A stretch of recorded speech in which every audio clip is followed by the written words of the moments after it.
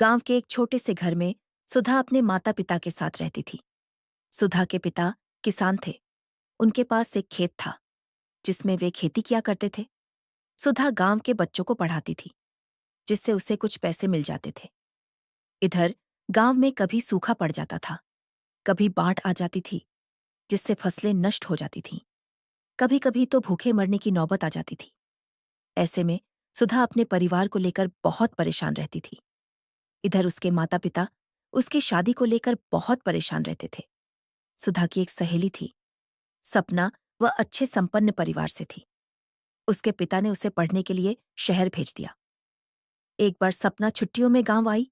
सुधा, तू इतनी परेशानी उठा रही है, तू मेरे साथ शहर चल। वहां तुझे मैं नौकरी दिलवा दूंगी। मजे से रहना, घर भी पैसे भेज देना। सुधा ने ध्यान से उसकी बात सुनी। बात उससे समझ आ रही थी। वैसे भी वह दिन रात परेशान रहती थी कि अपने परिवार की मदद कैसे करे। सुधा बोली, ठीक है, मैं पिताजी से बात करके देखती हूँ। इस पर सपना ने कहा, अरे तू चिंता मत कर, मैं अपने पापा से कह दूंगी, वो चाचा से बात कर लेंगे। तू मेरे साथ रहेगी तो किसी को तेरी फिक्र भी नहीं होगी। उसी दिन शाम को सुधा ने बात की, लेकिन उसके पिता ने मना कर दिया। सुधा बोली, पिताजी कब तक यहाँ भूखे मरते रहेंगे? यहाँ कुछ नहीं रखा है, मुझे जाने दीजिए। अगर अच्छी सी नौकरी लग गई तो मैं आपको भी बुला लूंगी। पिताजी बोले, नहीं नहीं, अब हम तेरी कमाई पर जिंदा रहेंगे क्या? ये सुनकर सुधा ने कहा, इसमें मेरी कमाई की बात कहाँ से आ गई? कुछ दिन की बात है, थोड़े पैसे इकट्ठे हो जाएं तो आप भी कुछ काम शुरू कर लेना। वहां तो छोटी सी रेहड़ी पर सामान बेचकर भी अच्छे पैसे कमाए जा सकते हैं। कुछ ही देर में सपना के पापा भी आ गए। वे पढ़े लिए समझदार आदमी थे। उन्होंने सुधा के माता पिता को समझाया तो वे सुधा को शहर भेजने के लिए राजी हो गए। एक सप्ताह बाद दोनों सहेलियां शहर आ गईं। सुधा ने कुछ पैसे जोड़ रखे थे, जिससे कुछ दिन काम चल गया। इसी बीच सुधा को एक नौकरी मिल गई। वह ऑफिस जाने लगी। पढ़ी लिखी तो वह थी, लेकिन शहर के तौर तरीके उसे नहीं आते थे। इसलिए वह हमेशा चुपचाप अपने काम में लगी रहती थी। सुधा का ऑफिस, वह घर जिसमें सुधा सपना के साथ रहती थी, बहुत दूर था। बस से जाने आने में उसे 2 घंटे लग जाते थे। शाम को ऑफिस से निकलकर घर आते आते उसे रात हो जाती थी। रात को आवारा लड़के इधर उधर घूमते थे, जिनसे बचते बचाते वह घर पहुंचती थी। एक दिन सुधा ऑफिस के बाद बस स्टैंड की ओर जा रही थी। तभी पीछे से एक बाइक पर महेश उसके पास आकर रुका।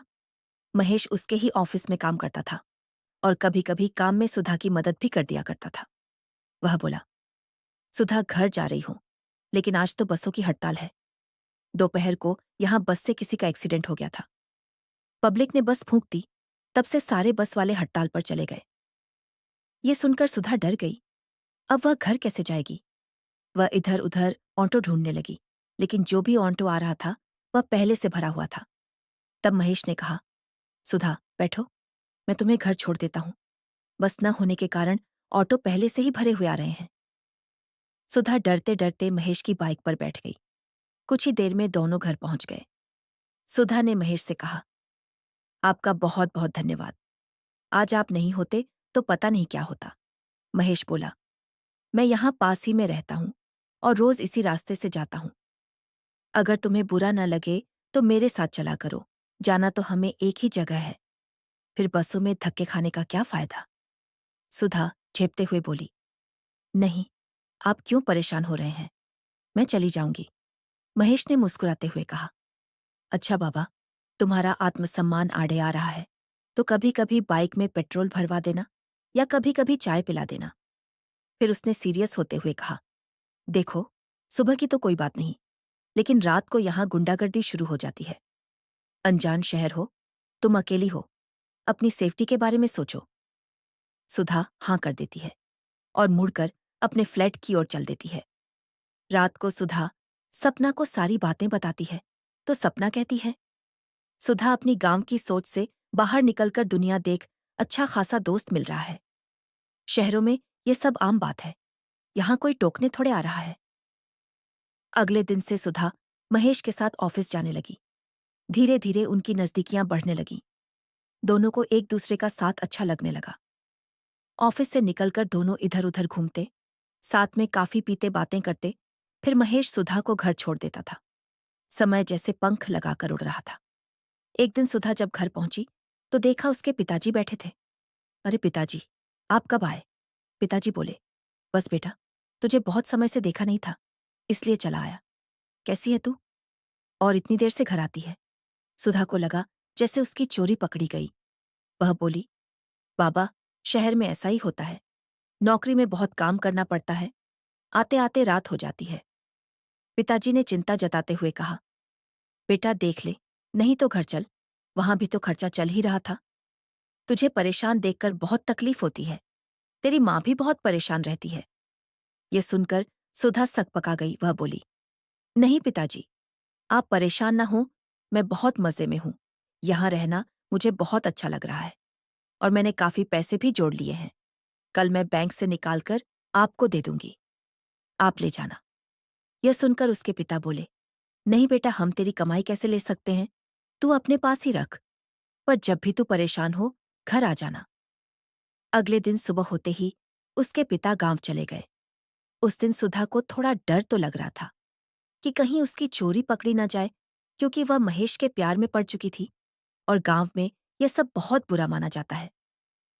महेश उसे लेने आया तो वह उसके साथ ऑफिस के लिए निकल गई। रास्ते में उसने सारी बात बता दी। वह महेश से कुछ नहीं छुपाना चाहती थी। ये सुनकर महेश हंसने लगा। वह बोला, पगली, बस इतनी सी बात, इसमें डरने की क्या बात है? हम एक दूसरे से प्यार करते हैं, कोई गुनाह नहीं किया। मैं कुछ दिनों में गांव जाकर तुम्हारे माता पिता से मिल लूंगा। सुधा बोली, नहीं नहीं, ऐसा मत करना, पहले मौका देखकर मैं बात करूंगी। इसी तरह समय पंख लगाकर उड़ रहा था। महेश के साथ रहते रहते सुधा के तौर तरीके बदल गए थे। अब वह गांव की भोली सी लड़की नहीं, शहर की तेज तरार लड़की बन चुकी थी। सुधा ने काफी पैसे इकट्ठे कर लिए थे।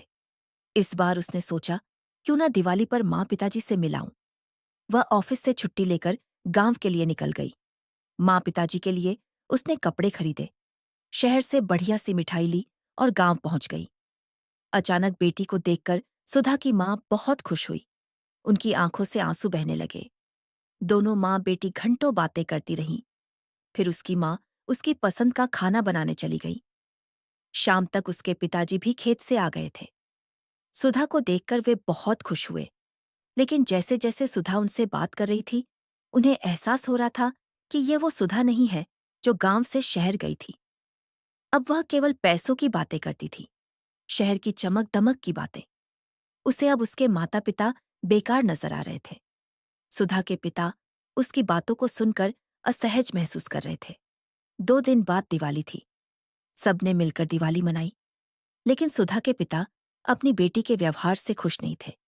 उन्हें लग रहा था कि अब वह उनकी बेटी नहीं रही। दिवाली के अगले दिन सुधा अपनी माँ के साथ बैठी थी। माँ, कल मैं चली जाऊंगी, मेरी छुट्टी खत्म हो रही है, आपसे एक बात करनी थी। माँ, मैं एक लड़के से प्यार करती हूँ, हम दोनों शादी करना चाहते हैं, आप पिताजी से बात कर लीजिए।